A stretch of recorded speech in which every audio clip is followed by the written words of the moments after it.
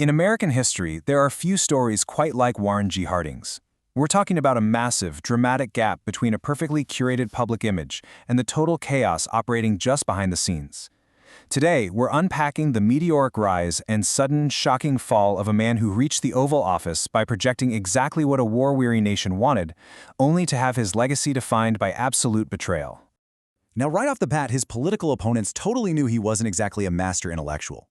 The Democratic leader at the time, William Gibbs McAdoo, had this brutally funny description of Harding's speaking style. He called it an army of pompous phrases moving across the landscape in search of an idea. Ouch, right? But here's the crazy part. In the superheated, tense climate of 1920, that kind of vague, murky language wasn't a weakness at all. It was actually a highly effective political weapon. Section 1. The Promise of Normalcy. You have to remember, the American public was completely exhausted by World War I. They weren't looking for another grand crusade. They really just wanted to catch their breath. And Harding totally capitalized on that. Just listen to this soothing, alliterative rhetoric. Not heroics, but healing. Not nostrums, but normalcy. He was essentially selling a feeling, a deep sigh of relief. And that word, normalcy, absolutely became the cornerstone of his entire campaign brand.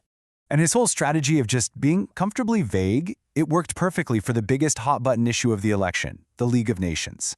The Democrats were running on this impassioned crusade to join the League. But Harding?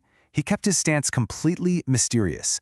It was so ambiguous that 31 prominent Republicans actually signed a manifesto promising voters that electing Harding meant joining the League. He literally managed to be all things to all people, just by refusing to take a firm stand. And boy, did that strategy pay off. He won a staggering 60% of the popular vote. That is an absolute landslide. But the truly fascinating part is what he did with it. Remember those 31 Republicans who swore he'd join the League? Well, Harding personally decided that this massive victory was a clear, undeniable mandate to just stay out of the League entirely. The ambiguity got him the job, and once he had it, he completely charted his own course.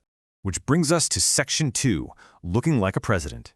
So how exactly does a newspaper guy from a small town in Ohio build a political machine strong enough to take the White House? Well, it was all about deep, local roots.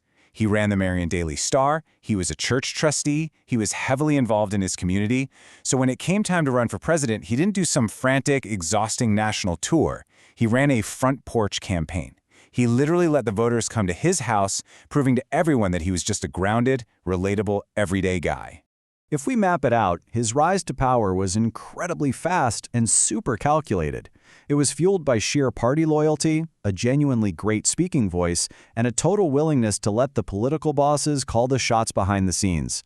From buying his newspaper in 1884, to marrying into a prominent local family, to hitting the U.S. Senate by 1914, he just effortlessly climbed the ladder. He even casually called the Senate a very pleasant place. The key to his success? He never, ever rocked the boat.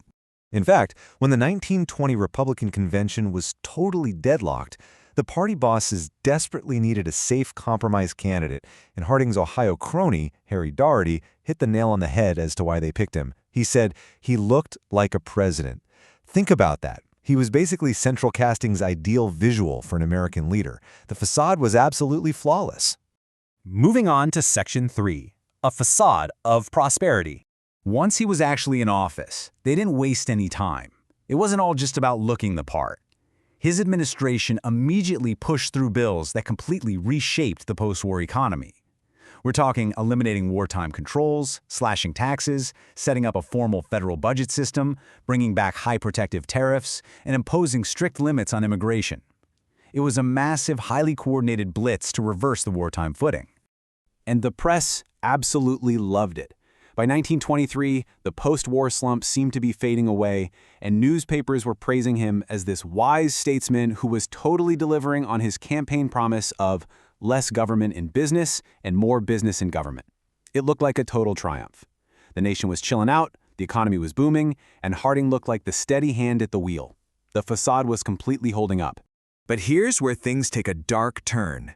Section 4, the Teapot Dome Scandal. As you might guess, behind closed doors, that pristine image was completely falling apart.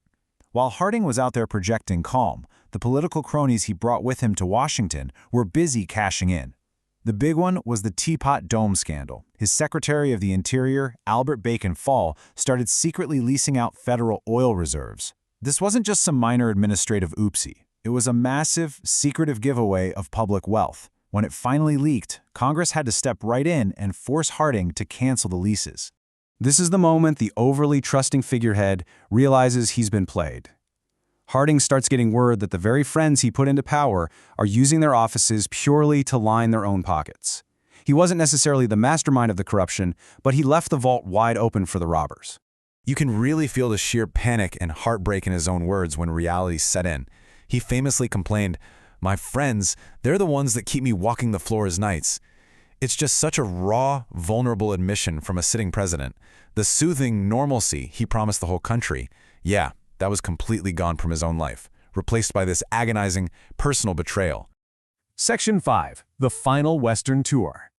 By the summer of 1923, Harding is looking visibly exhausted and deeply depressed by all these brewing scandals. So he heads out on a big trip out west to try and clear his head.